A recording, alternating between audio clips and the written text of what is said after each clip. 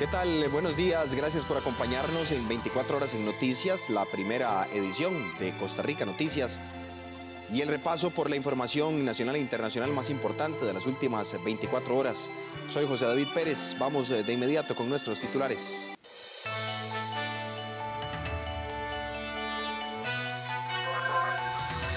Profesionales de la Universidad Estatal a Distancia trabajan en la creación de un dispositivo tipo casco que ayudará a pacientes en estado no crítico de coronavirus. Gobierno cuenta con 7.200 millones de colones para la compra de vacunas contra la COVID-19. Mandatario Carlos Alvarado sostuvo este lunes reuniones virtuales con los presidentes de Austria y España en el marco de la Asamblea de la Organización de las Naciones Unidas. Casi 1 millón de habitantes de la región de Madrid deben quedarse en casa el mayor tiempo posible para intentar frenar la segunda ola de la pandemia de COVID-19. Iniciamos con información. La Unidad de Medicina Reproductiva de Alta Complejidad de la Caja Costarricense de Seguro Social proyecta el nacimiento de 11 bebés producto de la fecundación in vitro antes de que finalice el año. La Caja informó que hasta el momento hay otros 8 que han sido dados de alta entre abril y agosto. La Unidad de Medicina Reproductiva de Alta Complejidad de la Caja Costarricense de Seguro Social espera el nacimiento de 11 bebés producto de la fecundación in vitro en Costa Rica. Los nacimientos están proyectados para octubre, noviembre y diciembre, y entre ellos destaca el primer parto gemelar programado para el próximo mes. Según la Caja, entre abril y agosto de este año, 8 mujeres han dado a luz gracias a esta técnica. Para la Caja Costarricense de Seguro Social es muy enorgullecente y gratificante informar cómo va el proyecto de fecundación in vitro. Ya a la fecha se han dado el nacimiento de 8 costarricenses por medio de esta técnica, de lo cual curiosamente son 7 mujeres y un hombre. A su vez, en el próximo trimestre, es decir, antes de que concluya este 2020, tendremos el nacimiento de 11 costarricenses más por medio de esta tecnología. Además, en el próximo mes será el nacimiento del primer gemelar. Y a su vez se encuentran en control prenatal dentro de la unidad de 10 embarazaditas más. Según el director de la Unidad de Medicina Reproductiva de Alta Complejidad, 21 parejas fueron dadas de alta. Esta unidad se inauguró en julio del 2019, tras años en los que no se aplicó en Costa Rica según una sentencia de la Corte Suprema de Justicia que prohibió la técnica por 12 años. De acuerdo con la unidad, el 50% de las mujeres a quienes les han realizado transferencia embrionaria logran un embarazo, considerado porcentaje exitoso. Profesionales de la Universidad Estatal a Distancia trabajan en la creación de un dispositivo tipo casco que ayudará a pacientes en estado no crítico de COVID-19. Una escafandra tipo helmet no invasiva para el uso de pacientes en estado no crítico de COVID-19 es el proyecto en el que han venido trabajando expertos de la Universidad Estatal a Distancia en su laboratorio de fabricación. El objetivo es ofrecer ventilación mecánica asistida a los pacientes hospitalizados. Según los expertos, este dispositivo puede usarse con y sin ventilador en hospitales rurales y regionales que tengan gases hospitalarios. Básicamente lo que hace es ingresarnos aire y oxígeno para poder permitir una mayor circulación y oxigenación para el paciente. Nosotros nos abocamos a la idea de hacer el rediseño del casco, partiendo del que ya, porque ya el original es un casco italiano. Vimos cuáles eran los factores importantes, ¿verdad?, a conservar. Hicimos el rediseño del casco y tomamos en consideración pues todas las partes importantes. Por ejemplo, toda la parte médica, eso sí, fue trabajado con los terapeutas e intensivistas del hospital. Al igual que el TEC y la UCR, la UNED solicitó al Ministerio de Salud la autorización para que estos cascos puedan ser puestos a disposición de los médicos para la atención de los pacientes que así lo requieran. Hemos aceptado todas las recomendaciones que nos brindaron el sector de salud porque ellos son principalmente los que lo utilizan, tanto ellos como los usuarios. Algo tan simple como una conexión a un respirador se tuvieron que hacer 3 distintas debido a que en cada hospital es muy variado. Entonces, por así decirlo, aquí tenemos una conexión más delgada y aquí una conexión más gruesa. Esto es por recomendaciones de los médicos. Este proyecto cuenta con la colaboración de varias disciplinas como arquitectura, ingeniería e incluso arte. Tengo ya, con este material particularmente, tengo 1 año y medio de estar trabajando.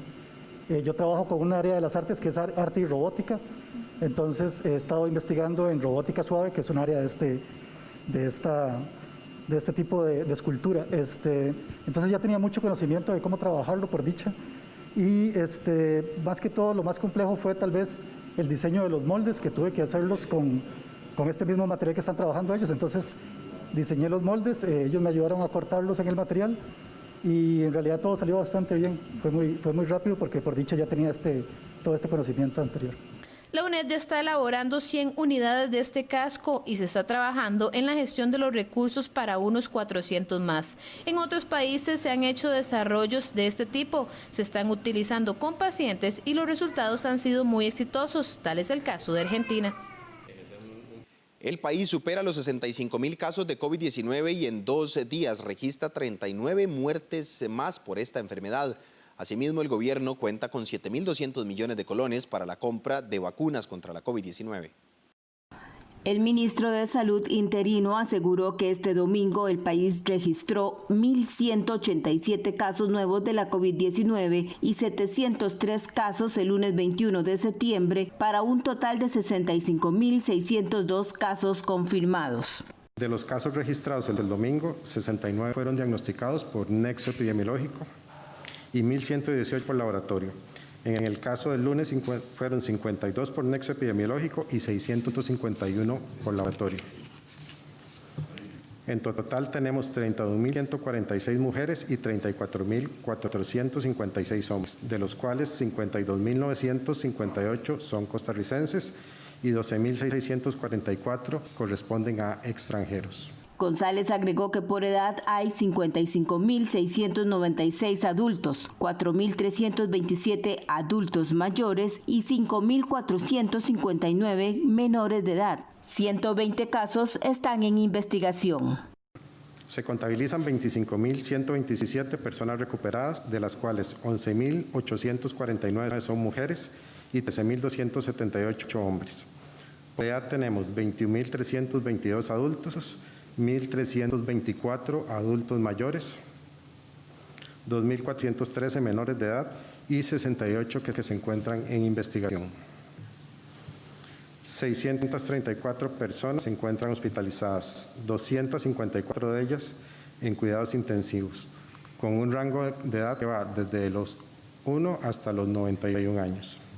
Asimismo, el titular manifestó que este domingo se reportaron 21 lamentables fallecimientos y hoy lunes se reportan 18, llegando a un total de 745 decesos relacionados con esta enfermedad, de las cuales 283 son mujeres y 462 hombres, con un rango de edad de 19 a 100 años. Por edad son 241 adultos y 504 adultos mayores. Por otra parte, el jerarca explicó que el gobierno cuenta con 7.200 millones de colones para comprar vacunas contra la COVID-19. González enfatizó que por ahora esta cartera y el Ministerio de Relaciones Exteriores han consultado sobre la vacuna a 6 casas farmacéuticas. El experto dijo que valoran los tiempos de entrega del producto y aseguró que en primera instancia son los que tienen riesgos y el personal de respuesta. El experto dijo que valoran los tiempos de entrega del producto y aseguró que en primera instancia los grupos de riesgo y el personal de respuesta son los que tienen prioridad.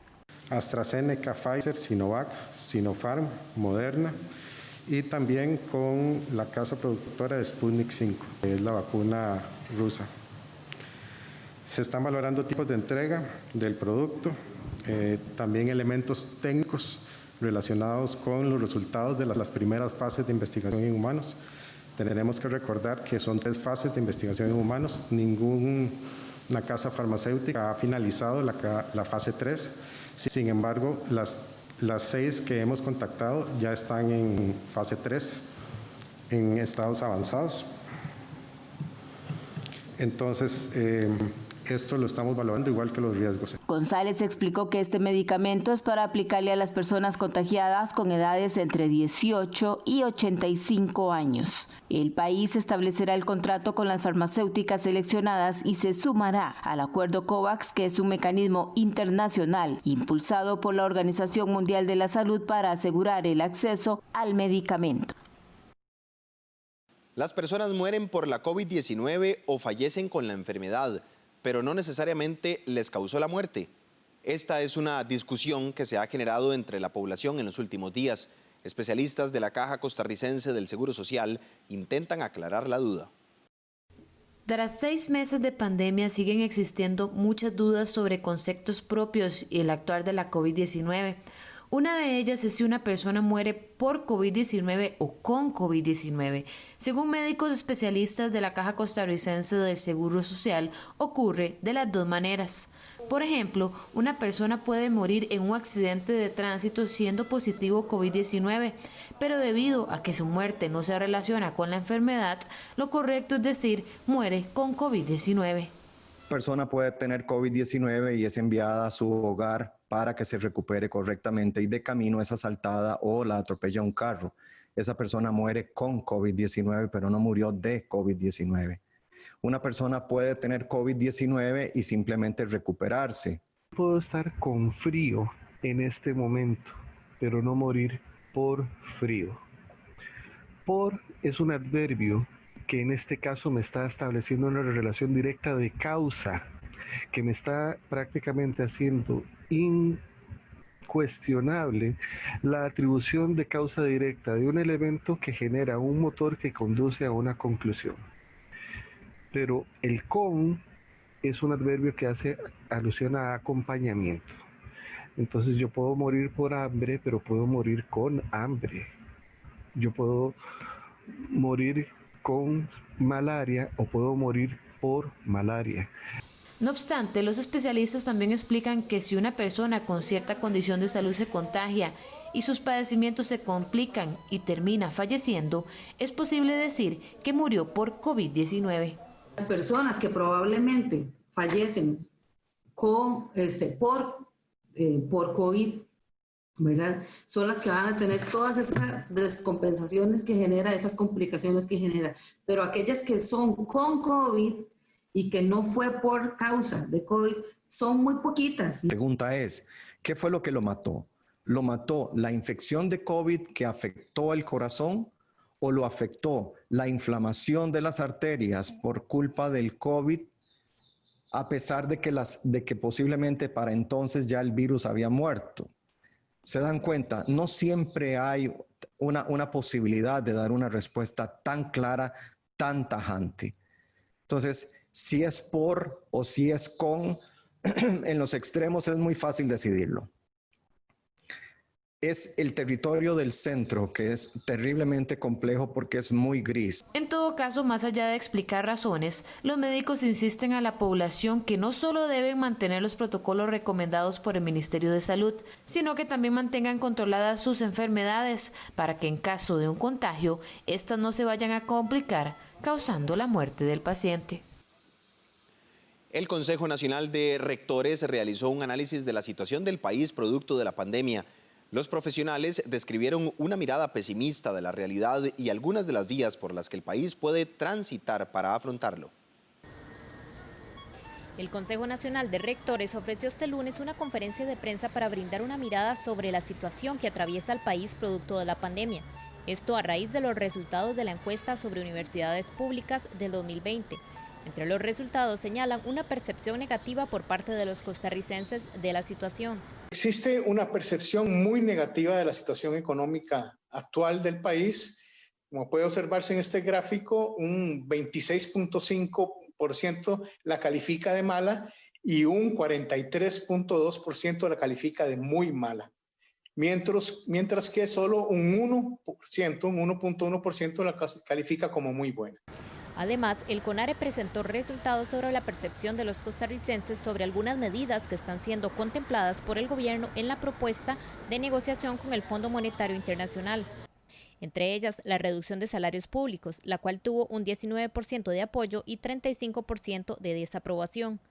Además, los miembros del CONARE ahondaron en temas como la autonomía. Quisiera ahondar es que la autonomía no es solamente la posibilidad de autogobierno en el marco de una legislación nacional, sino que también la autonomía es la expresión de una sociedad democrática que aspira a una cada vez mayor madurez democrática. La autonomía nosotros también tenemos que reconocerla como esa posibilidad de independencia en el desarrollo del pensamiento crítico de un país respecto a todos los ámbitos. Y esto implica también la opinión separada de los poderes políticos. Sobre la reflexión a la pregunta ¿qué proponen las universidades como salida a la pandemia? Esta fue la respuesta. Nos dice la pregunta de que cuáles son las propuestas, sí, cuáles son las propuestas que hacen o que proponen las universidades para reconstruir el país a partir de la pandemia. Evidentemente, el efecto de la pandemia va mucho más allá de lo sanitario que vivimos, de la crisis sanitaria que vivimos en este momento. El efecto en materia económica, en materia social de la pandemia tardará años y puede ser más de una década posiblemente o mucho más allá para poder volver, digamos, a lo que definíamos como normalidad previo a la pandemia. Sin duda alguna, esta crisis económica y social que se genera, tenemos que pagarla entre todas y todos los ciudadanos costarricenses. La conferencia que ofreció el Consejo Nacional de Rectores fue este lunes vía virtual por la mañana. Los diputados arrancaron ayer lunes la discusión legislativa con el proyecto de ley del régimen obligatorio de pensiones complementario. El proyecto pretende que las personas jubiladas hagan un retiro en tractos del ROP y no en un solo monto. Los diputados discutieron este lunes el proyecto de ley para resguardar el derecho de los trabajadores a retirar los recursos de la pensión complementaria. Dicho proyecto lo que plantea es la definición de la forma y el tiempo en el que las personas que se jubilarán retirarán este beneficio económico. En una de las últimas modificaciones que realizaron los legisladores al texto del proyecto, se contemplaba dos formas para el retiro del ROP, en pagos mensuales durante 30 meses o en tractos mensuales más pequeños junto con otros depósitos del 25% de los saldos, casi 9 meses. Los diputados discutieron una serie de mociones este lunes en plenario legislativo. Voy a poner un ejemplo para explicarme. Si el proyecto de ley que hoy votamos permitiera que el dinero que aporta el patrono, el de ANA, lo recibiera la caja cuando hace el cobro de la planilla mensual por cargas sociales y lo enviara directo a la operadora de pensiones que ANA eligió, ella recibiría sin ninguna duda tasas mayores a un 8% de ganancia cada año. Al cabo de los años, cuando ya todo esté listo para que ANA haga uso de su pensión complementaria, que es el ROP, la misma habría crecido en un 6% más en rendimiento. También el diputado José María Villalta dijo que la idea es que haya un retiro en 5 años y no solo de 1. Aquí lo que estamos planteando es que estas personas puedan solicitar el pago de una mensualidad durante un plazo de 60 meses, divididos sus recursos en cuotas mensuales que se aportarán durante un plazo de 60 meses, es decir, 5 años. No estamos planteando un retiro inmediato de los recursos, pero se está buscando darles una mayor gradualidad que lo que hoy la ley contempla para estas personas, que se pensionarán en los próximos 10 años y que están pues cerca de pensionarse, pero no quedan cubiertas por el transitorio 19. A nosotros nos parece que esto es un asunto de justicia. Villalta amplió sobre el retiro del ROP durante su intervención. Permite un retiro más rápido de los recursos del ROP, pero van a pensionarse antes de que el régimen obligatorio de pensiones complementarias llegue a lo que se conoce como su madurez actuarial y que les permita entonces esa madurez del régimen les podría permitir recibir montos más significativos de su pensión complementaria. De acuerdo con la agenda legislativa, la votación de este proyecto estaba prevista en primer debate este lunes. Este lunes inició el traslado de los 3 buses eléctricos donados por el gobierno alemán a Costa Rica desde Puerto Caldera hasta San José. Los autobuses que empezarán a circular en noviembre recorrerán 3 rutas regulares de transporte público como parte de un plan piloto para la implementación de este sistema a nivel nacional. Este lunes están siendo trasladados desde Puerto Caldera hasta San José 3 buses eléctricos nuevos que llegaron a Costa Rica el pasado sábado como parte de una colaboración interinstitucional y que fueron donados por el gobierno de Alemania. Los buses que circularán por el país antes de que termine este año fueron donados desde el 2017 por el Ministerio Federal del Medio Ambiente alemán, con el fin de realizar una prueba piloto de electrificación del transporte público y manejado por la Coordinadora de Cooperación Alemana GIZ. Como parte del proceso se nombró el proyecto Mi Transporte, que pretende generar un modelo de operación para la electrificación del transporte de autobuses públicos en Costa Rica. Iniciamos con vehículos particulares y ahora estamos en la línea del transporte público.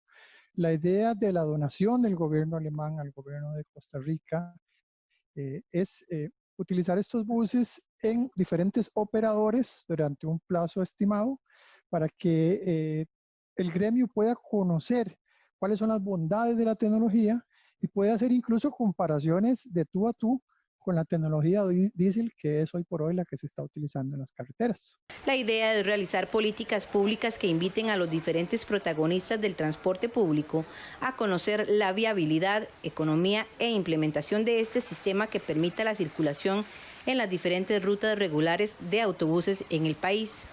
2 de los 3 buses estarán operando durante 12 meses en 3 rutas distintas, 4 meses en cada una, dentro del gran área metropolitana. Se trata de las rutas San José Desamparados-San Rafael, la segunda San José Tres Ríos y la tercera San José Alajuela por el Imbu. Ya con esto nos va a permitir como manejar diferentes topologías. Estaremos usando el lado desamparado, donde hay algunas cuestas, Tres Ríos, que es un poco más plano, y Alajuela, que es a manejar un poco más de distancia. El tercer bus pasará a manos del ICE y se utilizará para hacer pruebas en otras zonas y para cursos de capacitación. Sobre estos nuevos autobuses se trata de modelos K9FE de 12 metros de longitud, eléctricos y de versión latinoamericana. Este modelo posee 2 motores y una autonomía de 250 kilómetros por carga. La vida útil de las baterías es de 12 a 15 años. En la parte interna pues hay un beneficio porque no hay ruido, hay un beneficio porque no hay vibración, no hay un motor de combustión sonando y hay se dice que hay un efecto psicológico de tranquilidad, aparte que los buses de por sí ya traen sus propios sistemas de tecnología donde usted puede cargar en llaves USB y todo esto. Entonces, y esa es en la parte interna. En la parte externa pues igual, no hay contaminación, no estamos tirando gases a la calle. Y también, igual, usted posiblemente va a pasar un bus a la par suya y ni siquiera se va a dar cuenta, porque es completamente silencioso. La meta costarricense en esta materia es disponer de un sistema de transporte actualizado en el año 2035. Para esto se requiere que el gobierno desarrolle estrategias innovadoras entre los actores del sector público y el sector privado. Hacemos una pausa comercial en 24 horas en Noticias. Ya regresamos con más información. Quédese con nosotros. Realice sus trámites cerca de su casa en los puntos Tucán del BCR en su barrio. Pagar agua, luz, teléfono, abrir una cuenta BCR, depositar dinero, pagar la pensión. Todos estos trámites y más, hágalos en los puntos Tucán del BCR. Encuéntrelos en pulperías, farmacias, minisupers, panaderías. Donde esté, tendrá siempre un punto Tucán. Para la próxima, en vez de ir al banco, busque los puntos Tucán fácil, rápido y sin aglomeraciones. Somos el Banco de Costa Rica. Manuel Monestel, con sus 70 años de canciones y calipsos, llega a los conciertos didácticos de Audiotopía, este sábado 26 de septiembre a las 8 de la noche. Entrevista y concierto con el músico e investigador Manuel Monestel, desde nuestros estudios y hasta su casa, a través de todas las plataformas de CINART, Costa Rica Medios, gracias al apoyo de Universidad Nacional. No habrá frío. Gracias por acompañarnos en 24 horas en Noticias. Continuamos con más información. Ayer, lunes 21 de septiembre, se conmemoró el Día Internacional de la Paz. Este día se celebra desde el 2001, cuando Costa Rica lo promovió ante la Organización de las Naciones Unidas.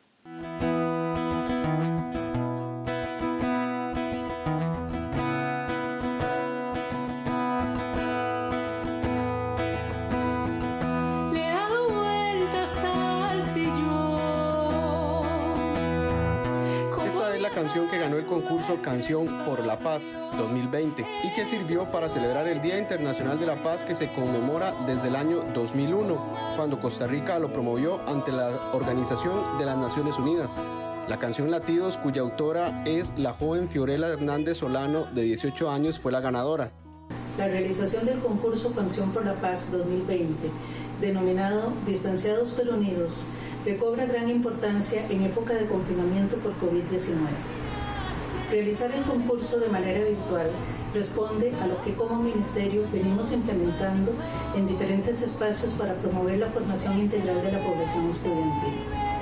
El que los chicos y chicas puedan expresar a través de la música cómo se sienten, les ayuda a desarrollar una serie de habilidades para poder enfrentar diferentes contratiempos que se les puede presentar en la vida. Este día se dedica a fortalecer los ideales de paz entre las naciones y pueblos, como una celebración a nivel mundial con actividades educativas y de sensibilización. Cada 21 de septiembre hacemos una pausa para reflexionar sobre algo que nos atañe a cada uno de nosotros, la paz. Ese término sobre el cual escuchamos tanto y que a veces nos detenemos a pensar realmente cuánto la vivimos y cuánto contribuimos a ella. Hoy es un buen día para pensar cómo estamos construyendo en nuestro círculo más inmediato, en nuestras familias, en nuestras comunidades, en nuestra sociedad, en este país que tanto amamos, cómo estamos contribuyendo a construir esa paz. Los invito a que reflexionemos hoy sobre la prevención de la violencia que vemos y en la cual participamos, y en todos esos anhelos de paz que tenemos para la sociedad en la que vivimos y para la que queremos heredar a las futuras generaciones. El evento se realizó de manera virtual debido a la pandemia.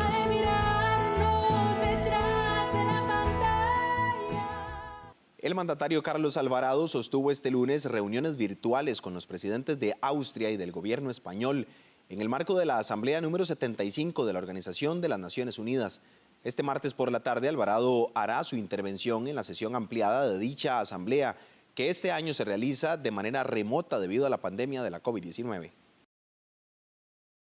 El presidente Carlos Alvarado participó este lunes en la inauguración de la Asamblea General de las Naciones Unidas, ONU, que por la pandemia del coronavirus se celebrará de manera virtual. En su mensaje, el mandatario reflexionó sobre la responsabilidad que el mundo depositó hace 75 años en la ONU, de prevenir, proteger y acabar con la impunidad, y abogó por que este aniversario se renueve el compromiso con la paz y el bienestar de la población mundial. Cumplir con esa responsabilidad significa utilizar todas las herramientas de la diplomacia preventiva, atender sus causas profundas y encontrar soluciones eficaces, sostenibles e inclusivas para resolverlos. Significa también detener el flujo incontrolado de armas que disparan la violencia y alimentan y agravan los conflictos. Por ello, Costa Rica llama al Consejo de Seguridad a honrar el compromiso contenido en el artículo 26 de la Carta, para promover así la menor desviación posible de los recursos humanos y económicos del mundo hacia los armamentos. El presidente Alvarado también sostuvo este 21 de septiembre encuentros bilaterales con los presidentes de Austria, Alexander Van der Bellen, y con el presidente de España, Pedro Sánchez. Los mandatarios aprovecharon el encuentro para conversar sobre los temas marcados por la pandemia y sobre posibles colaboraciones entre los países. La intervención de fondo del presidente de Costa Rica ante el Pleno de la Asamblea de la ONU está programado entre las 4 y 6 de la tarde de este martes 22 de septiembre. Además, el mandatario participará en 15 actividades como parte de una agenda de trabajo durante la Asamblea General de la ONU. Entre esas están el intervenir en varios foros que serán liderados por Costa Rica. Uno de ellos es la exposición sobre los avances del repositorio de derechos del COVID-19, programada para el viernes 25 de septiembre. Estará presente también en el foro sobre la coalición de alta ambición por la naturaleza y las personas, que Costa Rica copreside con Francia el lunes 28 de septiembre. También el país fue invitado a participar del Foro Económico Mundial, destacando los esfuerzos y el progreso de los Objetivos de Desarrollo Sostenible. Adicionalmente, Alvarado intervendrá en el foro Pobreza como una encrucijada, usando el liderazgo y el índice de pobreza multidimensional para construir un mejor regreso. El martes 29 estará en el foro sobre el financiamiento de la Agenda 2030 para el Desarrollo Sostenible en la era del COVID-19 y más allá. A lo largo de la Asamblea General de la ONU del 21 al 30 de septiembre, el presidente Alvarado continuará atendiendo la agenda nacional desde su despacho en Casa Presidencial. El Parque Nacional Manuel Antonio agilizó la entrada de sus visitantes. Además, instalaron más piletas para el lavado de manos, junto con la implementación de otras medidas sanitarias. Ante la reapertura del Parque Nacional Manuel Antonio, el Sistema Nacional de Áreas de Conservación y la Municipalidad de este cantón instalaron lavamanos con el fin de evitar largas filas y la propagación de la COVID-19.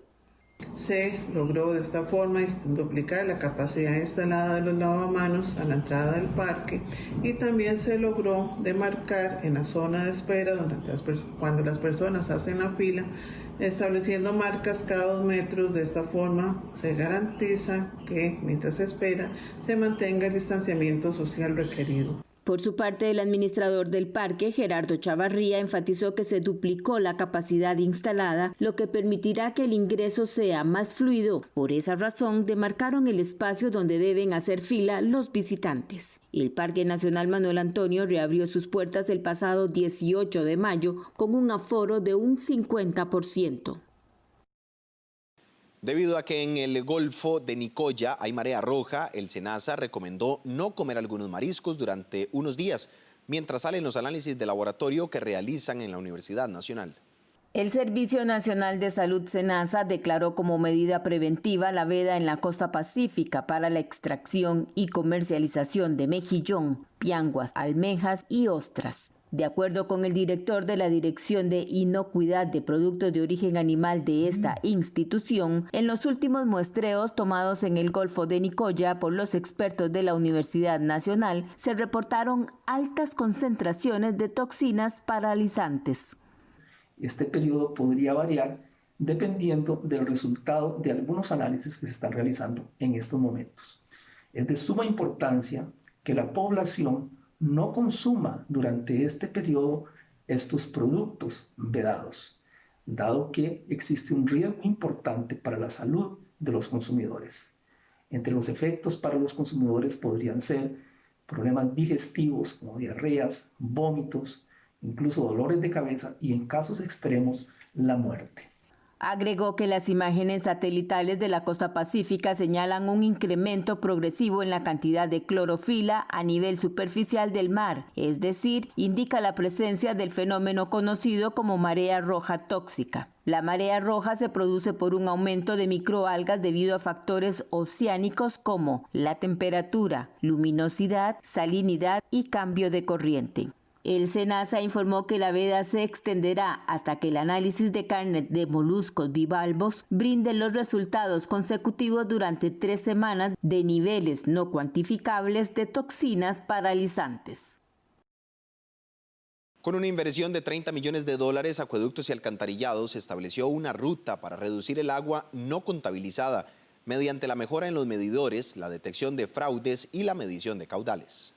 El Instituto Costarricense de Acueductos y Alcantarillados instauró un plan de acción para reducir en un 17% el índice de agua no contabilizada y aumentar en un 7.5% la eficiencia energética al 2024. La presidenta ejecutiva de esta entidad, Yamilet Astorga, aseguró que con este plan se estima recuperar unos $350 millones en 12 años. El encargado del proyecto denominado RANCE explicó que se pretende recuperar el agua para abastecer a unas 400.000 personas del gran área metropolitana y reducir el déficit del preciado líquido durante la época seca. El AIA está desarrollando un proyecto denominado Reducción del Agua No Contabilizada y Optimización de la Eficiencia Energética, que busca reducir el agua no contabilizada a niveles económicamente factibles. Tenemos un plan de ruta como resultado del proyecto que estamos implementando. Cuando hablamos de agua no contabilizada es importante tener claro que básicamente está compuesto por 3 elementos: las pérdidas técnicas o físicas, las pérdidas comerciales o aparentes y los consumos autorizados no facturados que todo sistema tiene. Picado explicó que el agua no contabilizada es un concepto técnico para medir la diferencia entre el agua que se produce al inicio del sistema del acueducto y la que se factura a los abonados. Esta diferencia podría ser por el rebalse de tanques o fugas en las tuberías y los medidores en mal estado, catastros desactualizados e incluso por el agua que se brinda a asentamientos informales sin medición. La parte que corresponde a las pérdidas comerciales o aparentes se van a atacar todas con el fin de reducirlas a un mínimo. Básicamente ya estamos hablando de submedición, estamos hablando de conexiones clandestinas, también errores en micromedición y similares.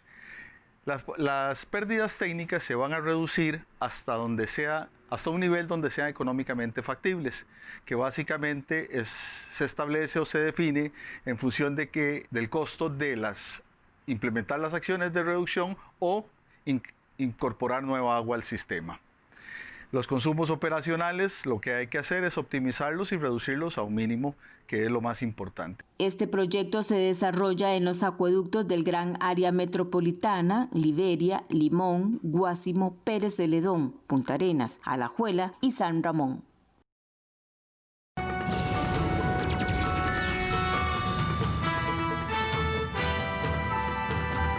Iniciamos con información en el plano internacional. El incremento del proceso eruptivo del volcán Sangay afectó a 6 de las 24 provincias de Ecuador y obligó a suspender durante 8 horas las operaciones de un aeropuerto internacional.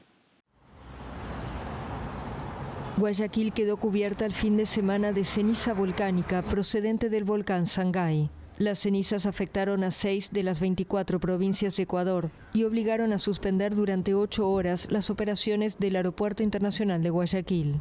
El Sangay, de 5.230 metros de altura y situado a 195 kilómetros al sur de Quito, aumentó su proceso eruptivo desde hace 2 décadas. Pero según autoridades, en las últimas semanas ha registrado un incremento significativo en su nivel de actividad eruptiva, con emisiones de columnas de gas y ceniza entre 800 y 2.000 metros sobre el nivel del cráter. Yo pensé al principio que era lluvia, pero después cuando salgo me di cuenta que eran ceniza. Entonces estaba todo blanco así, pregunté si hacía daño, me dijeron que no afectaba mucho. Pues. El Sangay es uno de los varios volcanes ecuatorianos que se mantienen en erupción desde hace años. La provincia de Chimborazo, con más de 500.000 de habitantes, se encuentra en alerta amarilla desde junio pasado por la erupción del volcán. Desde ayer lunes, casi 1 millón de habitantes de la región de Madrid deben quedarse en casa el mayor tiempo posible para intentar frenar la segunda ola de la pandemia de la COVID-19. Restricción de movimientos en varios barrios de Madrid.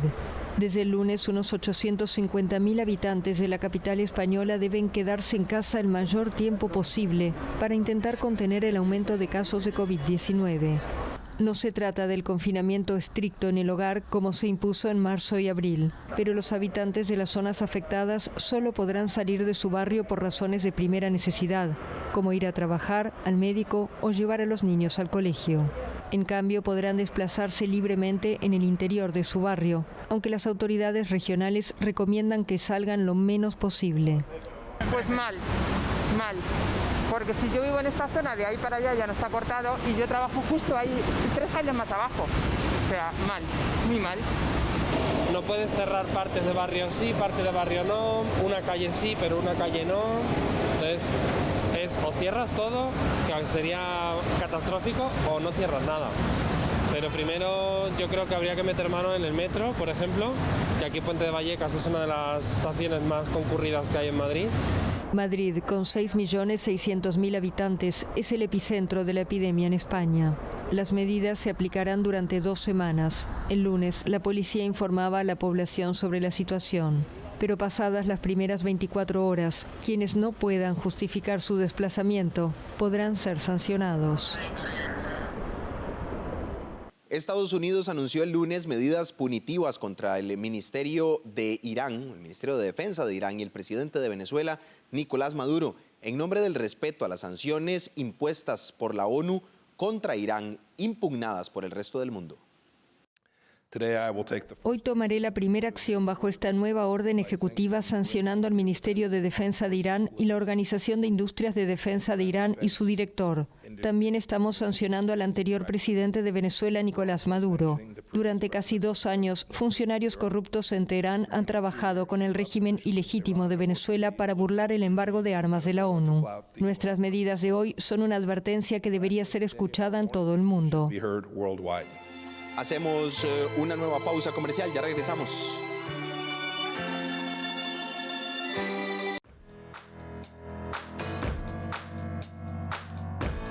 Disponer de los servicios públicos es un derecho humano, ya que son esenciales para todas nuestras actividades diarias. En la ARECEP regulamos 32 servicios públicos, contribuyendo a mejorar la calidad de vida de los y las costarricenses. Nos propusimos llegar a las comunidades. Visitamos 3.478 de ellas, el 68% del país, para conocer sus necesidades en materia de servicios públicos. Nos acercamos a las comunidades indígenas y rurales, siempre procurando que las poblaciones con discapacidad y adultos mayores conozcan sus derechos. Realizamos reuniones con usuarios, mesas de diálogo para solucionar problemas con los prestadores, ferias y audiencias públicas, así como gestiones con municipalidades y otras instituciones públicas. Este es un enfoque novedoso para la regulación, bajo un nuevo paradigma, las personas usuarias en el centro de la regulación. El año 2020 trajo consigo una pandemia con el potencial de cambiar la vida de todos y llevarnos a el límite. ¿Cómo está influyendo el calentamiento global? ¿Qué es más grave, el cambio climático o la pandemia global de la COVID-19? ¿Qué oportunidades existen dentro de este caos? Esta semana, una mirada al COVID-19 desde diferentes perspectivas. Este domingo 20 de septiembre, 12:30 mediodía, por 13, Costa Rica Televisión.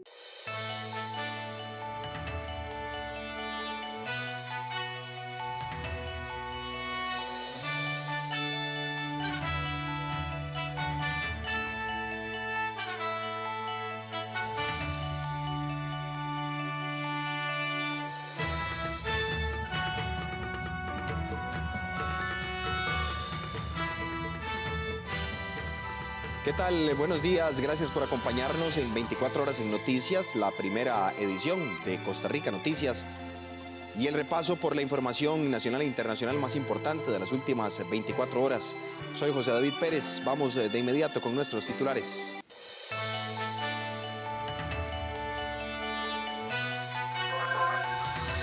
Profesionales de la Universidad Estatal a Distancia trabajan en la creación de un dispositivo tipo casco que ayudará a pacientes en estado no crítico de coronavirus. Gobierno cuenta con 7.200 millones de colones para la compra de vacunas contra la COVID-19. Mandatario Carlos Alvarado sostuvo este lunes reuniones virtuales con los presidentes de Austria y España en el marco de la Asamblea de la Organización de las Naciones Unidas. Casi 1 millón de habitantes de la región de Madrid deben quedarse en casa el mayor tiempo posible para intentar frenar la segunda ola de la pandemia de COVID-19. Iniciamos con información. La Unidad de Medicina Reproductiva de Alta Complejidad de la Caja Costarricense de Seguro Social proyecta el nacimiento de 11 bebés producto de la fecundación in vitro antes de que finalice el año. La Caja informó que hasta el momento hay otros 8 que han sido dados de alta entre abril y agosto. La Unidad de Medicina Reproductiva de Alta Complejidad de la Caja Costarricense de Seguro Social espera el nacimiento de 11 bebés producto de la fecundación in vitro en Costa Rica. Los nacimientos están proyectados para octubre, noviembre y diciembre, y entre ellos destaca el primer parto gemelar programado para el próximo mes. Según la Caja, entre abril y agosto de este año, 8 mujeres han dado a luz gracias a esta técnica. Para la Caja Costarricense de Seguro Social es muy enorgullecente y gratificante informar cómo va el proyecto de fecundación in vitro. Ya a la fecha se han dado el nacimiento de 8 costarricenses por medio de esta técnica, de lo cual curiosamente son 7 mujeres y un hombre. A su vez, en el próximo trimestre, es decir, antes de que concluya este 2020, tendremos el nacimiento de 11 costarricenses más por medio de esta tecnología. Además, en el próximo mes será el nacimiento del primer gemelar.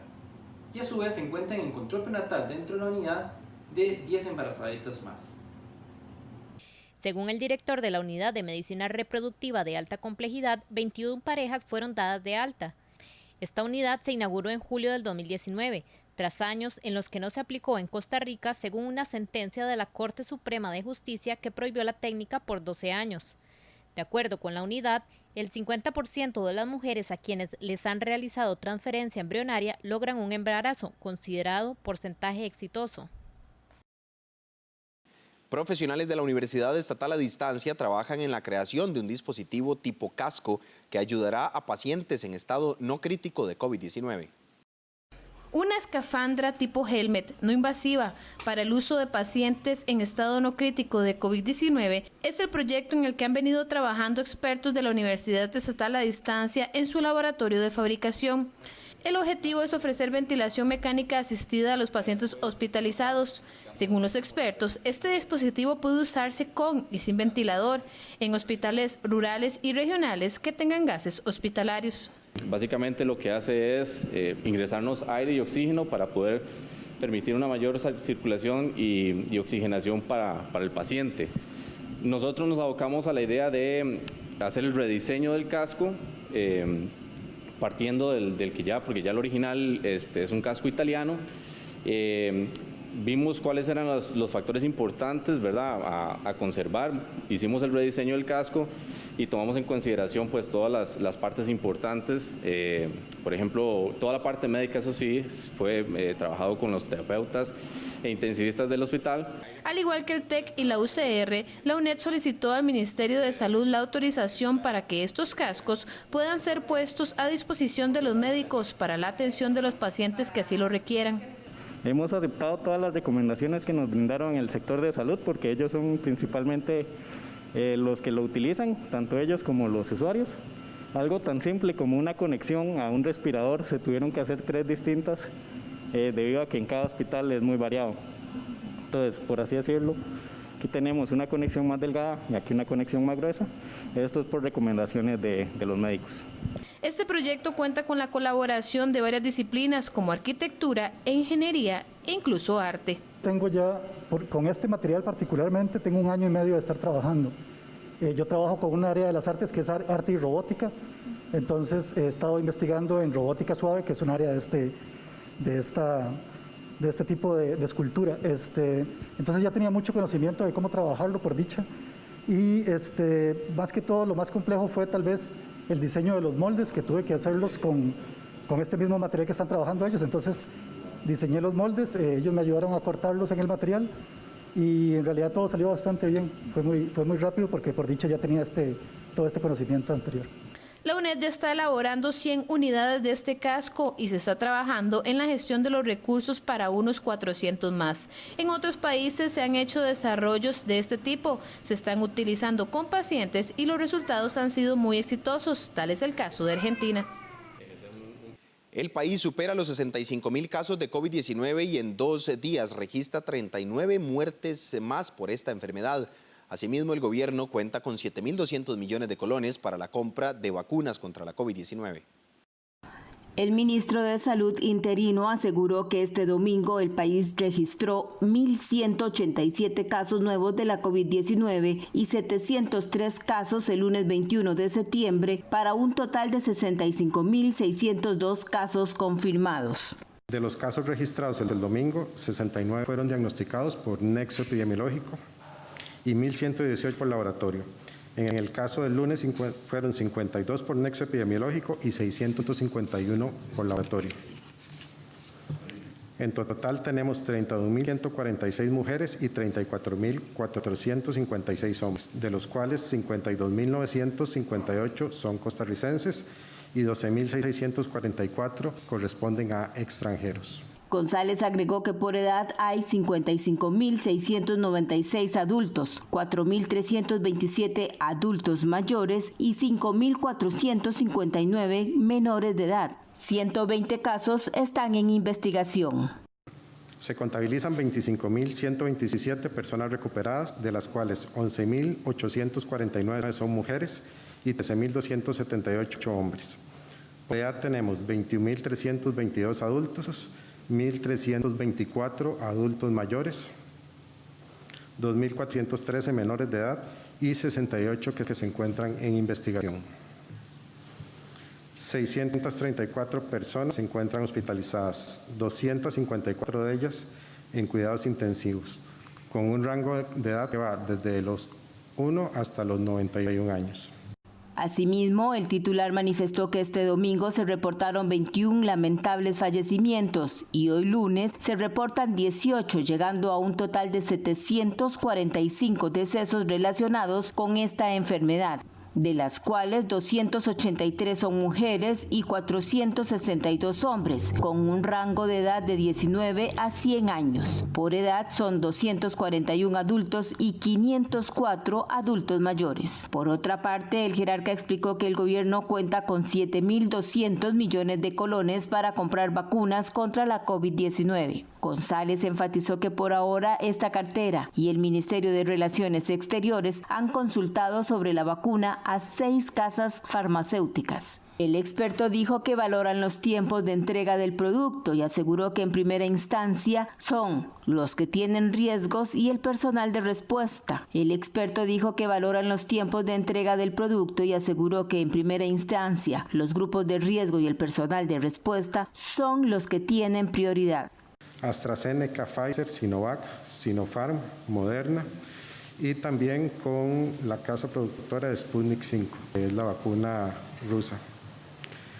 Se están valorando tipos de entrega del producto, también elementos técnicos relacionados con los resultados de las primeras fases de investigación en humanos. Tenemos que recordar que son 3 fases de investigación en humanos, ninguna casa farmacéutica ha finalizado la fase 3. Sin embargo, las 6 que hemos contactado ya están en fase 3, en estados avanzados. Entonces, esto lo estamos valorando igual que los riesgos. González explicó que este medicamento es para aplicarle a las personas contagiadas con edades entre 18 y 85 años. El país establecerá el contrato con las farmacéuticas seleccionadas y se sumará al acuerdo COVAX, que es un mecanismo internacional impulsado por la Organización Mundial de la Salud para asegurar el acceso al medicamento. Las personas mueren por la COVID-19 o fallecen con la enfermedad, pero no necesariamente les causó la muerte. Esta es una discusión que se ha generado entre la población en los últimos días. Especialistas de la Caja Costarricense del Seguro Social intentan aclarar la duda. Tras 6 meses de pandemia siguen existiendo muchas dudas sobre conceptos propios y el actuar de la COVID-19. Una de ellas es si una persona muere por COVID-19 o con COVID-19. Según médicos especialistas de la Caja Costarricense del Seguro Social, ocurre de las dos maneras. Por ejemplo, una persona puede morir en un accidente de tránsito siendo positivo COVID-19, pero debido a que su muerte no se relaciona con la enfermedad, lo correcto es decir, muere con COVID-19. Persona puede tener COVID-19 y es enviada a su hogar para que se recupere correctamente y de camino es asaltada o la atropella un carro. Esa persona muere con COVID-19, pero no murió de COVID-19. Una persona puede tener COVID-19 y simplemente recuperarse. Puedo estar con frío en este momento, pero no morir por frío. Por es un adverbio que en este caso me está estableciendo una relación directa de causa, que me está prácticamente haciendo incuestionable la atribución de causa directa de un elemento que genera un motor que conduce a una conclusión. Pero el con es un adverbio que hace alusión a acompañamiento. Entonces yo puedo morir por hambre, pero puedo morir con hambre. Yo puedo morir con malaria o puedo morir por malaria. No obstante, los especialistas también explican que si una persona con cierta condición de salud se contagia y sus padecimientos se complican y termina falleciendo, es posible decir que murió por COVID-19. Las personas que probablemente fallecen con, por COVID, ¿verdad? Son las que van a tener todas estas descompensaciones que genera, esas complicaciones que genera. Pero aquellas que son con COVID, y que no fue por causa de COVID son muy poquitas. La pregunta es, ¿qué fue lo que lo mató? ¿Lo mató la infección de COVID que afectó el corazón o lo afectó la inflamación de las arterias por culpa del COVID, a pesar de que posiblemente para entonces ya el virus había muerto? ¿Se dan cuenta? No siempre hay una posibilidad de dar una respuesta tan clara, tan tajante. Entonces, si es por o si es con, en los extremos es muy fácil decidirlo. Es el territorio del centro que es terriblemente complejo porque es muy gris. En todo caso, más allá de explicar razones, los médicos insisten a la población que no solo deben mantener los protocolos recomendados por el Ministerio de Salud, sino que también mantengan controladas sus enfermedades para que en caso de un contagio, estas no se vayan a complicar, causando la muerte del paciente. El Consejo Nacional de Rectores realizó un análisis de la situación del país producto de la pandemia. Los profesionales describieron una mirada pesimista de la realidad y algunas de las vías por las que el país puede transitar para afrontarlo. El Consejo Nacional de Rectores ofreció este lunes una conferencia de prensa para brindar una mirada sobre la situación que atraviesa el país producto de la pandemia. Esto a raíz de los resultados de la encuesta sobre universidades públicas del 2020. Entre los resultados señalan una percepción negativa por parte de los costarricenses de la situación. Existe una percepción muy negativa de la situación económica actual del país. Como puede observarse en este gráfico, un 26.5% la califica de mala y un 43.2% la califica de muy mala. Mientras que solo un 1.1% la califica como muy buena. Además, el CONARE presentó resultados sobre la percepción de los costarricenses sobre algunas medidas que están siendo contempladas por el gobierno en la propuesta de negociación con el Fondo Monetario Internacional.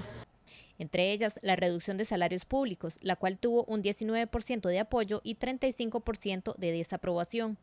Además, los miembros del CONARE ahondaron en temas como la autonomía. Quisiera ahondar es que la autonomía no es solamente la posibilidad de autogobierno en el marco de una legislación nacional, sino que también la autonomía es la expresión de una sociedad democrática que aspira a una cada vez mayor madurez democrática. La autonomía nosotros también tenemos que reconocerla como esa posibilidad de independencia en el desarrollo del pensamiento crítico de un país respecto a todos los ámbitos, y esto implica también la opinión separada de los poderes políticos. Sobre la reflexión a la pregunta ¿qué proponen las universidades como salida a la pandemia? Esta fue la respuesta.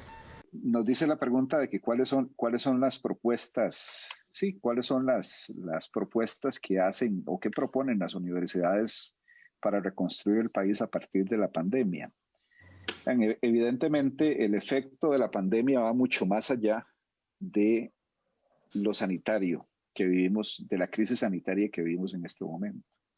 El efecto en materia económica, en materia social de la pandemia tardará años y puede ser más de una década posiblemente o mucho más allá para poder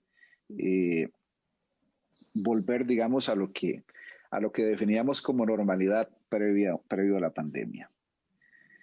Sin duda alguna, esta crisis económica y social que se genera, tenemos que pagarla entre todas y todos los ciudadanos costarricenses.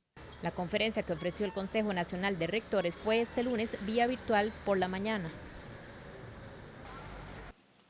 Los diputados arrancaron ayer lunes la discusión legislativa con el proyecto de ley del régimen obligatorio de pensiones complementario. El proyecto pretende que las personas jubiladas hagan un retiro en tractos del ROP y no en un solo monto. Los diputados discutieron este lunes el proyecto de ley para resguardar el derecho de los trabajadores a retirar los recursos de la pensión complementaria. Dicho proyecto lo que plantea es la definición de la forma y el tiempo en el que las personas que se jubilarán retirarán este beneficio económico. En una de las últimas modificaciones que realizaron los legisladores al texto del proyecto, se contemplaba dos formas para el retiro del ROP, en pagos mensuales durante 30 meses o en tractos mensuales más pequeños, junto con otros depósitos del 25% de los saldos, casi 9 meses. Los diputados discutieron una serie de mociones este lunes en plenario legislativo. Voy a poner un ejemplo para explicarme. Si el proyecto de ley que hoy votamos permitiera que el dinero que aporta el patrono, el de ANA, lo recibiera la caja cuando hace el cobro de la planilla mensual por cargas sociales y lo enviara directo a la operadora de pensiones que ANA eligió, ella recibiría sin ninguna duda tasas mayores a un 8% de ganancia cada año. Al cabo de los años, cuando ya todo esté listo para que ANA haga uso de su pensión complementaria, que es el ROP, la misma habría crecido en un 6% más en rendimiento. También el diputado José María Villalta dijo que la idea es que haya un retiro en 5 años y no solo de 1. Y lo que estamos planteando es que estas personas puedan solicitar el pago de una mensualidad durante un plazo de 60 meses, divididos sus recursos en cuotas mensuales que se aportarán durante un plazo de 60 meses, es decir, 5 años. No estamos planteando un retiro inmediato de los recursos, pero se está buscando darles una mayor gradualidad que lo que hoy la ley contempla para estas personas, que se pensionarán en los próximos 10 años y que están pues cerca de pensionarse, pero no quedan cubiertas por el transitorio 19. A nosotros nos parece que esto es un asunto de justicia. Villalta amplió sobre el retiro del ROP durante su intervención. Permite un retiro más rápido de los recursos del ROP, pero van a pensionarse antes de que el régimen obligatorio de pensiones complementarias llegue a lo que se conoce como su madurez actuarial y que les permita entonces esa madurez del régimen les podría permitir recibir montos más significativos de su pensión complementaria. De acuerdo con la agenda legislativa, la votación de este proyecto estaba prevista en primer debate este lunes. Este lunes inició el traslado de los 3 buses eléctricos donados por el gobierno alemán a Costa Rica desde Puerto Caldera hasta San José. Los autobuses que empezarán a circular en noviembre recorrerán 3 rutas regulares de transporte público como parte de un plan piloto para la implementación de este sistema a nivel nacional. Este lunes están siendo trasladados desde Puerto Caldera hasta San José 3 buses eléctricos nuevos que llegaron a Costa Rica el pasado sábado como parte de una colaboración interinstitucional y que fueron donados por el gobierno de Alemania. Los buses que circularán por el país antes de que termine este año fueron donados desde el 2017 por el Ministerio Federal del Medio Ambiente alemán, con el fin de realizar una prueba piloto de electrificación del transporte público y manejado por la Coordinadora de Cooperación Alemana GIZ. Como parte del proceso se nombró el proyecto Mi Transporte, que pretende generar un modelo de operación para la electrificación del transporte de autobuses públicos en Costa Rica. Iniciamos con vehículos particulares y ahora estamos en la línea del transporte público.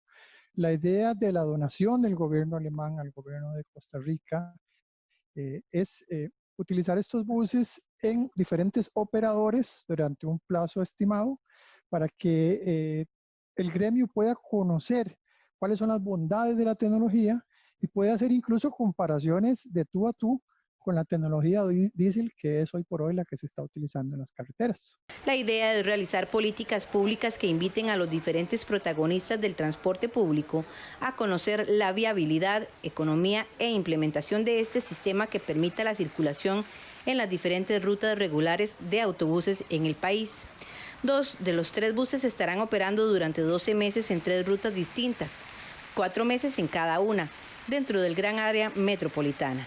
Se trata de las rutas San José Desamparados-San Rafael, la segunda San José Tres Ríos y la tercera San José Alajuela por el Imbu. Ya con esto nos va a permitir como manejar diferentes topologías. Estaremos usando el lado desamparado, donde hay algunas cuestas, Tres Ríos, que es un poco más plano, y Alajuela, que es a manejar un poco más de distancia. El tercer bus pasará a manos del ICE y se utilizará para hacer pruebas en otras zonas y para cursos de capacitación. Sobre estos nuevos autobuses se trata de modelos K9FE de 12 metros de longitud, eléctricos y de versión latinoamericana. Este modelo posee 2 motores y una autonomía de 250 kilómetros por carga. La vida útil de las baterías es de 12 a 15 años. En la parte interna pues hay un beneficio porque no hay ruido, hay un beneficio porque no hay vibración, no hay un motor de combustión sonando y hay se dice que hay un efecto psicológico de tranquilidad.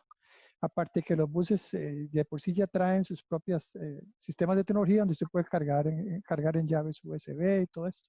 Entonces, y esa es la parte interna. La parte externa pues igual, no hay contaminación, no estamos tirando gases a la calle. Y también, igual, usted posiblemente va a pasar un bus a la par suya y ni siquiera se va a dar cuenta, porque es completamente silencioso. La meta costarricense en esta materia es disponer de un sistema de transporte actualizado en el año 2035. Para esto se requiere que el gobierno desarrolle estrategias innovadoras entre los actores del sector público y el sector privado. Hacemos una pausa comercial en 24 horas en Noticias. Ya regresamos con más información. Quédese con nosotros. Las BN Tarjetas de Crédito del Banco Nacional te traen esta semana un especial sobre el medio ambiente, con filmes como Agonía en la montaña, Recuperación de la montaña y Tras la huella del agua. Cine Tico Clásico, un recorrido por los primeros 60 años de producción cinematográfica nacional, el viernes 25 a las 9 de la noche, con repetición el sábado 26 a las 4:30 de la tarde, aquí en 13, Costa Rica Televisión. Costa Rica es pura vida. Costa Rica es mi patria querida. Una montaña que... En nuestra revista Café Nacional nos interesa tenerles temas de importancia, temas de actualidad. Pero también temas sobre cocina. Tortas de atún. ¿Qué te parece, Caro? Súper bien, así que los esperamos a partir de las 8 de la mañana este martes en Café Nacional a través de 13 Costa Rica Televisión, 101.5 Costa Rica Radio y en nuestras redes sociales Café Nacional. Costa Rica se aleja y no Dinamarca se quiebra, porque aquí estamos en tierra bendita. Gracias por acompañarnos en 24 horas en Noticias. Continuamos con más información. Ayer, lunes 21 de septiembre, se conmemoró el Día Internacional de la Paz. Este día se celebra desde el 2001, cuando Costa Rica lo promovió ante la Organización de las Naciones Unidas.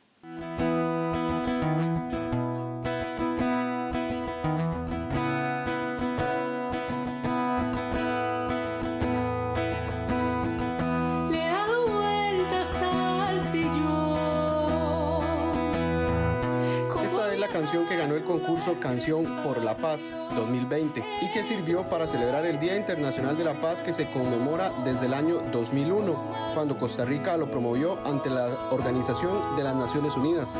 La canción Latidos, cuya autora es la joven Fiorella Hernández Solano, de 18 años, fue la ganadora. La realización del concurso Canción por la Paz 2020, denominado Distanciados pero Unidos, le cobra gran importancia en época de confinamiento por COVID-19.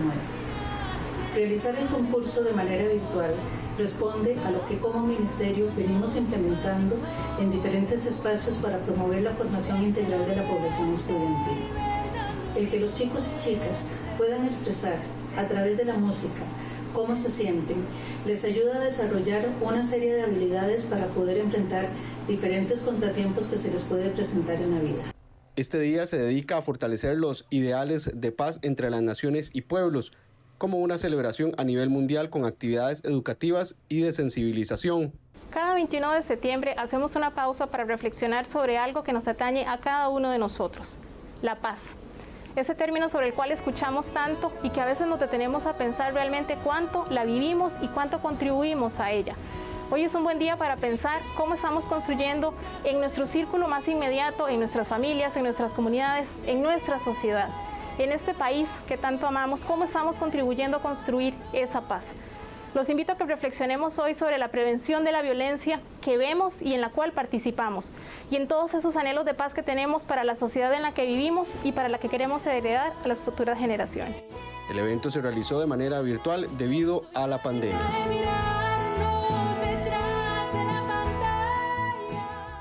El mandatario Carlos Alvarado sostuvo este lunes reuniones virtuales con los presidentes de Austria y del gobierno español en el marco de la Asamblea número 75 de la Organización de las Naciones Unidas.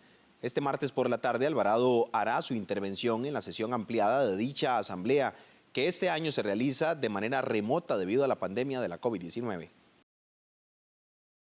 El presidente Carlos Alvarado participó este lunes en la inauguración de la Asamblea General de las Naciones Unidas, ONU, que por la pandemia del coronavirus se celebrará de manera virtual. En su mensaje, el mandatario reflexionó sobre la responsabilidad que el mundo depositó hace 75 años en la ONU, de prevenir, proteger y acabar con la impunidad, y abogó por que este aniversario se renueve el compromiso con la paz y el bienestar de la población mundial. Cumplir con esa responsabilidad significa utilizar todas las herramientas de la diplomacia preventiva, atender sus causas profundas y encontrar soluciones eficaces, sostenibles e inclusivas para resolverlos. Significa también detener el flujo incontrolado de armas que disparan la violencia y alimentan y agravan los conflictos. Por ello, Costa Rica llama al Consejo de Seguridad a honrar el compromiso contenido en el artículo 26 de la Carta, para promover así la menor desviación posible de los recursos humanos y económicos del mundo hacia los armamentos. El presidente Alvarado también sostuvo este 21 de septiembre encuentros bilaterales con los presidentes de Austria, Alexander Van der Bellen, y con el presidente de España, Pedro Sánchez. Los mandatarios aprovecharon el encuentro para conversar sobre los temas marcados por la pandemia y sobre posibles colaboraciones entre los países. La intervención de fondo del presidente de Costa Rica ante el Pleno de la Asamblea de la ONU está programado entre las 4 y 6 de la tarde de este martes 22 de septiembre. Además, el mandatario participará en 15 actividades como parte de una agenda de trabajo durante la Asamblea General de la ONU. Entre esas están el intervenir en varios foros que serán liderados por Costa Rica. Uno de ellos es la exposición sobre los avances del repositorio de derechos del COVID-19, programada para el viernes 25 de septiembre. Estará presente también en el foro sobre la coalición de alta ambición por la naturaleza y las personas, que Costa Rica copreside con Francia el lunes 28 de septiembre. También el país fue invitado a participar del Foro Económico Mundial,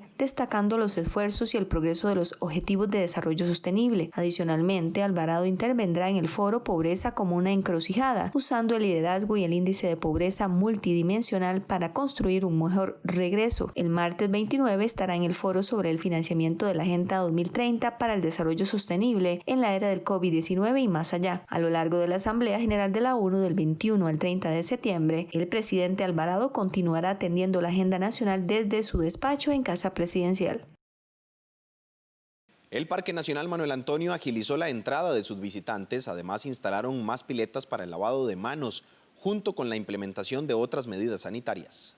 Ante la reapertura del Parque Nacional Manuel Antonio, el Sistema Nacional de Áreas de Conservación y la municipalidad de este cantón instalaron lavamanos con el fin de evitar largas filas y la propagación de la COVID-19.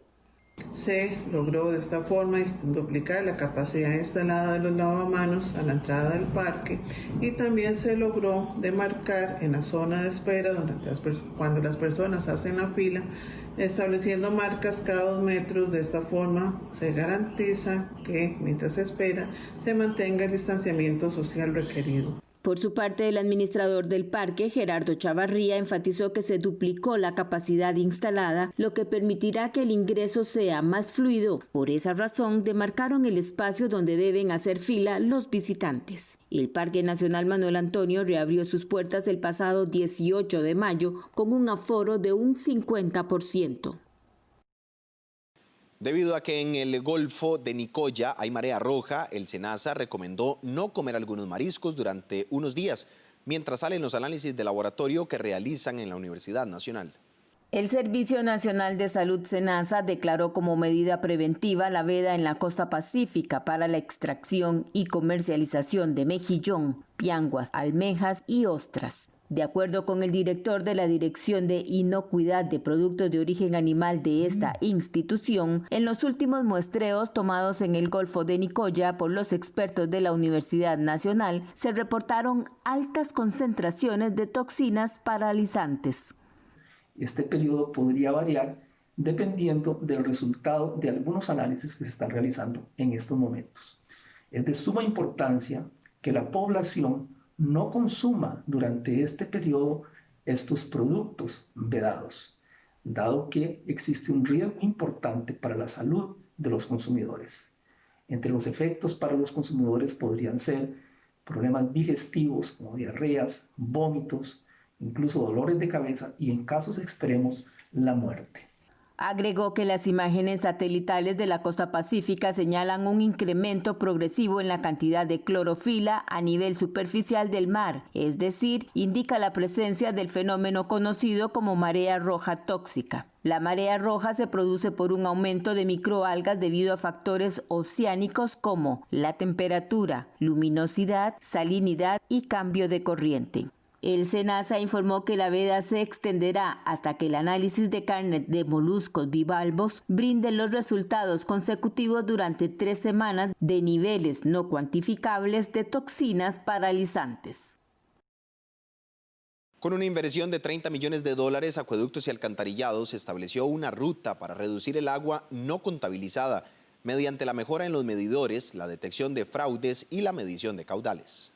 El Instituto Costarricense de Acueductos y Alcantarillados instauró un plan de acción para reducir en un 17% el índice de agua no contabilizada y aumentar en un 7.5% la eficiencia energética al 2024. La presidenta ejecutiva de esta entidad, Yamilet Astorga, aseguró que con este plan se estima recuperar unos $350 millones en 12 años. El encargado del proyecto denominado RANCE explicó que se pretende recuperar el agua para abastecer a unas 400,000 personas del gran área metropolitana y reducir el déficit del preciado líquido durante la época seca. El AIA está desarrollando un proyecto denominado Reducción del Agua No Contabilizada y Optimización de la Eficiencia Energética, que busca reducir el agua no contabilizada a niveles económicamente factibles. Tenemos un plan de ruta como resultado del proyecto que estamos implementando. Cuando hablamos de agua no contabilizada es importante tener claro que básicamente está compuesto por 3 elementos: las pérdidas técnicas o físicas, las pérdidas comerciales o aparentes y los consumos autorizados no facturados que todo sistema tiene. Picado explicó que el agua no contabilizada es un concepto técnico para medir la diferencia entre el agua que se produce al inicio del sistema del acueducto y la que se factura a los abonados. Esta diferencia podría ser por el rebalse de tanques o fugas en las tuberías y los medidores en mal estado, catastros desactualizados e incluso por el agua que se brinda a asentamientos informales sin medición. La parte que corresponde a las pérdidas comerciales o aparentes se van a atacar todas con el fin de reducirlas a un mínimo. Básicamente ya estamos hablando de submedición, estamos hablando de conexiones clandestinas, también errores en micromedición y similares. Las pérdidas técnicas se van a reducir hasta un nivel donde sean económicamente factibles, que básicamente se establece o se define en función del costo de implementar las acciones de reducción o incorporar nueva agua al sistema. Los consumos operacionales, lo que hay que hacer es optimizarlos y reducirlos a un mínimo, que es lo más importante. Este proyecto se desarrolla en los acueductos del Gran Área Metropolitana, Liberia, Limón, Guásimo, Pérez Celedón, Punta Arenas, Alajuela y San Ramón.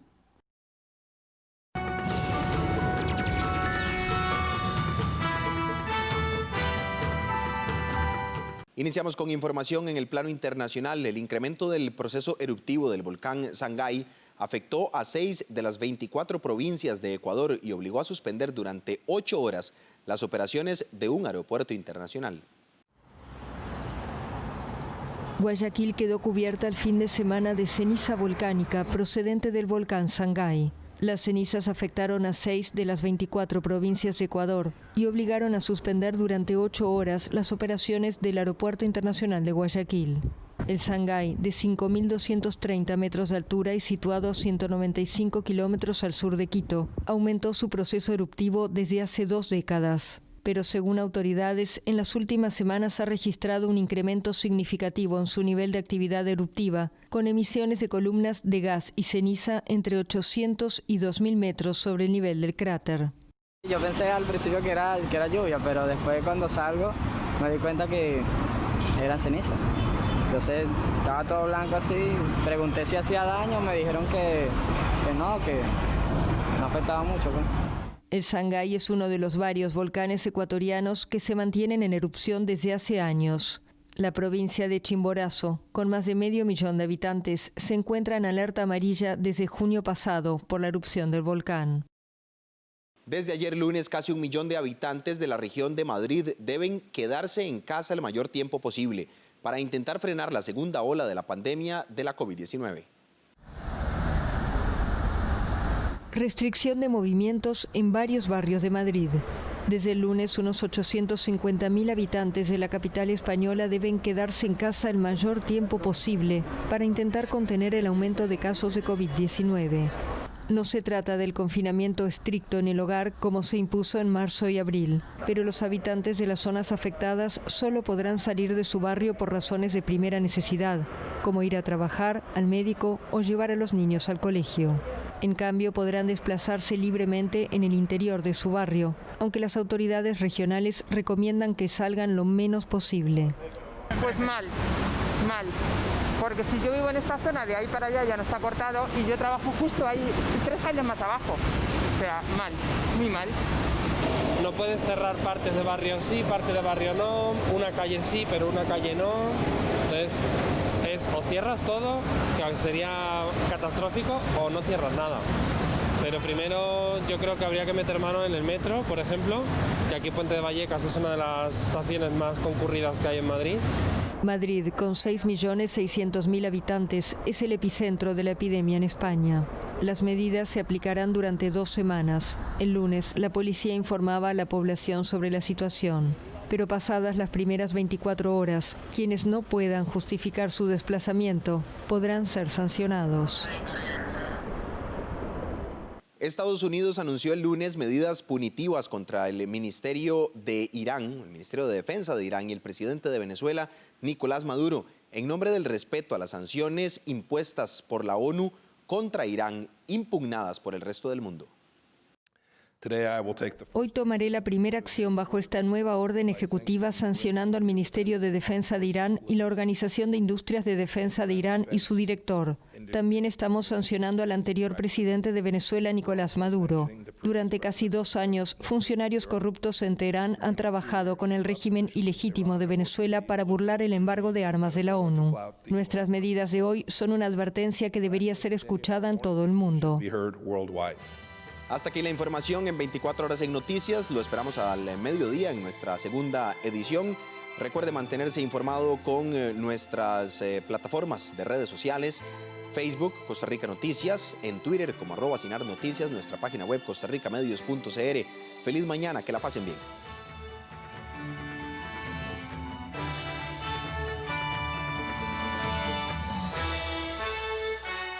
Una de las instituciones más importantes de nuestro país, el Instituto Nacional de Aprendizaje. Aprendamos sobre ella en Documentales UNED, el miércoles 23 de septiembre a las 9:30 de la noche y el 26 de septiembre a las 7 de la mañana y a las 4 de la tarde. Solo en 13. Costa Rica Televisión. Encuadre Iberoamericano. El terror. Un género cinematográfico muy gustado y explotado en todas las cinematografías del mundo. Mi impresión es que a casi todo el mundo le gusta. Hay unos que son fóbicos y dicen que no ven cine de horror porque les da miedo y tal, pero creo que sí hay un género que se presta al cultismo, o sea, hacer películas de culto, es el horror. Cine Terror Iberoamericano, el domingo 27 de septiembre a las 7:30 de la noche, aquí en 13, Costa Rica Televisión. Estás viendo 13, Costa Rica Televisión.